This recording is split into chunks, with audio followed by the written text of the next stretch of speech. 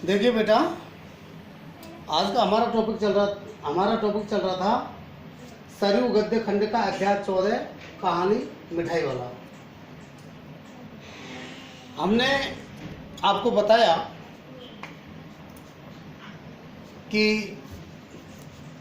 पहले वो ये मिठाई वाला जो है ये मुरली बेचने के लिए आता था और मुरलियाँ बड़ी मधुर स्वर में ये मुरली बजाता था।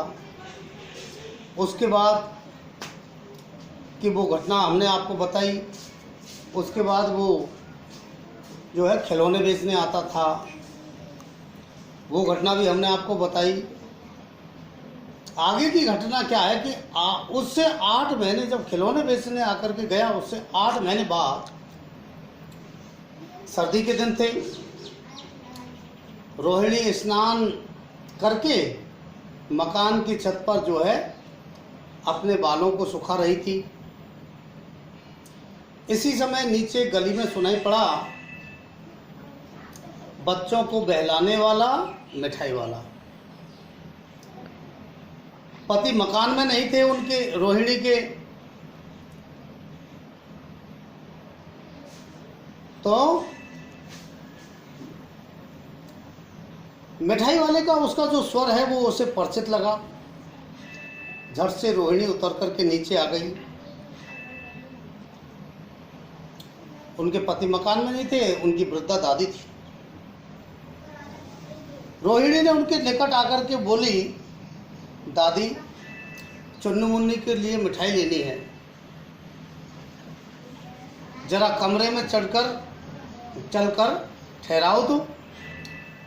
मिठाई वाले को रोको। तो मैं उधर कैसे जाऊं, कोई आता नहीं होगा, क्योंकि अभी उसने स्नान किए थे, खोले हुए बाल थे।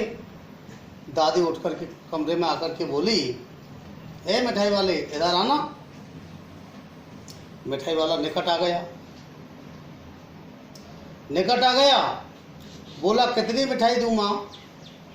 ये नए तरह की मिठाइयाँ हैं, रंग बिरंगी, कुछ कुछ खट्टी, कुछ कुछ मीठी, जायकेदार, बड़ी देर तक मुंह में टिकती हैं।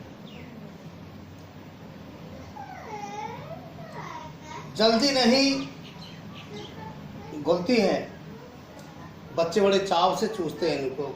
इस प्रकार से उसने मिठाई के गुणों के बारे में बताया। इन गुणों के सिवा ये खांसी भी दूर करती हैं। कितनी दूं? चपटी गोल पहलदार गोलियां हैं, पैसे की 16 देता हूं। दादी बोली, 16 तो बहुत कम होती है, भला 25 तो देते। मिठाई वाला बोला कि नहीं दादी, अधिक नहीं दे सकता, इतनी भी देता हूं। तो अब यह भी तो मैं क्या बताऊं, खैर मैं अधिक न दे सकूंगा। रोहिणी दादी के पास ही थी, बोली, दादी फिर भी काफ़ी सस्ता दे रहा है, ये 4 पैसे की ले लो। ये पैसे रहे। रोहिणी ने 4 पैसे दे दिए दादी को। तो मिठाई वाला मिठाइयाँ गिनने लगा, तो 4 की ही दे दो, 25 नहीं सही 20 ही दे दो। अरे हाँ, मैं बूढ़ी हो गई हूँ, ज़्यादा हिसाब किताब करना नहीं जानती हूँ। इस प्रकार से दादी ने कहा, बड़ी चतुराई से।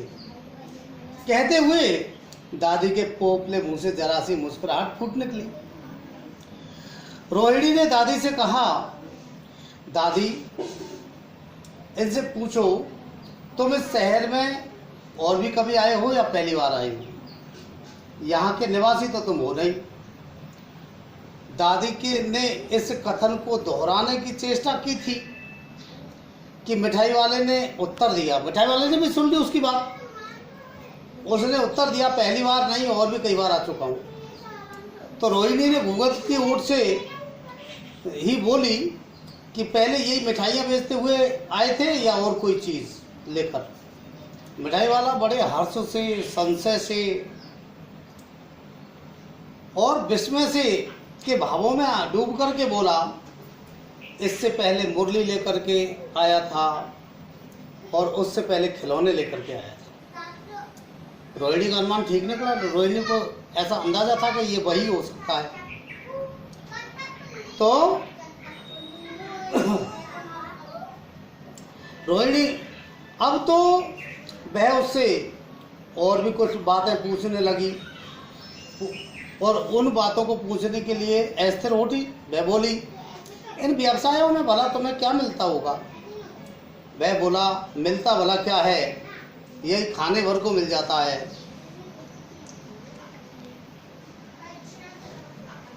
कभी नहीं भी मिलता है कुछ भी, पर हाँ संतोष, धैर्य और जो है कभी कभी असीम सुख जरूर मिल जाता है इनको बेचते हुए, क्योंकि बच्चों में बेचता हूँ तो बच्चों का सुख प्राप्त हो जाता है।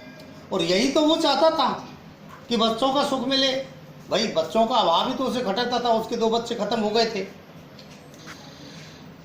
तो रोहिणी ने पूछा कि ये असीम संतोष, धैर्य ये कैसे मिल जाता है तुम्हें, वह भी बताओ। मिठाई वाले ने कहा कि अब व्यर्थ उन बातों में की चर्चा क्यों करूं, उन्हें आप जाने ही दें। उन बातों को सुनकर आपको भी दुख ही होगा, उसने कहा। लेकिन रोहिणी तो पूरी बात जानने के लिए लालच थी। जब तो उसने कहा कि जब इतना ही बताया है तो और भी बता दीजिए, मैं बहुत उत्सुक हूँ। तुम्हारा कोई हर्जा नहीं होगा, तुम्हारा कोई खर्चा नहीं होगा, मिठाई में और भी कुछ ले लूँगी। तो मिठाई वाला बड़े अतिशय गंभीर भाव से बोला कि मैं भी अपने नगर का एक प्रतिष्ठित आदमी था, मकान, व्यवसाय, गाड़ी घोड़े, नौकर चाकर सभी कुछ था मेरे पास। स्त्री थी, छोटे छोटे 2 बच्चे थे। मेरा वह सोने का संसार था। बाहर संपत्ति का वैभव था, भीतर सांसारिक सुख था। स्त्री सुंदरी थी और मेरी प्राण थी। बच्चे ऐसे सुंदर थे जैसे सोने के सजीव खिलौने हों। उनकी अटखेलियों के मारे घर में कोलाहल मचा रहता था। समय की गति, विधाता की लीला अब कोई नहीं है। दादी, प्राण निकाले नहीं निकलते, इसलिए अपने उन बच्चों की खोज में निकला हूं। वे सब अंत में होंगे तो यही कहीं, अर्थात उन्होंने कहीं यही तो जन्म लिया होगा। आखिर कहीं ना कहीं जन्मे ही होंगे। उस तरह रहता तो घुल घुल करके मरता। इस तरह सुख संतोष के साथ मरूंगा, बच्चों के साथ में मेरा समय व्यतीत हो जाता है। इस तरह के जीवन में कभी अपने उन बच्चों की एक झलक सी मिल जाती है। ऐसा जान पड़ता है जैसे वे इन्हीं में उछल कूद और हंस खेल रहे हैं। पैसों की कमी थोड़ी है, आपकी दया से पैसे तो अभी भी काफ़ी है। जो नहीं है वो इस तरह उसे ही पा जाता हूँ। अब क्या नहीं है? बच्चों का सुख नहीं है, तो उन बच्चों के सुख को मैं प्राप्त कर लेता हूँ इन खिलौनों वगैरह उनको बेच करके, बच्चों में रह करके।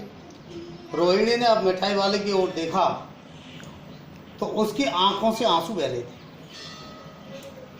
इस समय चुन्नू मुन्नू आ गए, रोहिणी से लिपट करके बोले, उसका लिपट कर उसका आंचल पकड़ कर बोले, अम्मा मिठाई, हम मिठाई लेंगे। तो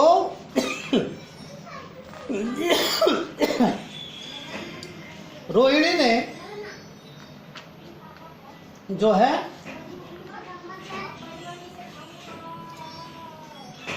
उसने मिठाई वाले ने कहा, मुझसे लो, यह कह करके कागज की 2 पुड़ियाँ निकाल कर मिठाइयों की लेकर के और मिठाई वाले ने चुन्नू मुन्नू को दे दी। रोहिणी ने भीतर से पैसे फेंक दिए। मिठाई वाले ने पेटी उठाई और कहा, अब इस बार ये पैसे नहीं लूँगा। दादी बोली, अरे अरे नहीं नहीं, अपने पैसे लिए जा भाई।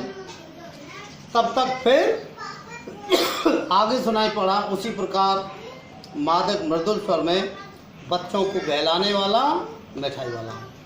इस प्रकार से ये जो कहानी है, ये कहानी इस बात का संदेश देती है कि व्यक्ति अपनी पीड़ा में अपने साथ स्वयं को जब संसार से जोड़ लेता है तो उस व्यक्ति की पीड़ा कम हो जाती है और वह पीड़ा सारे संसार में शामिल हो जाती है।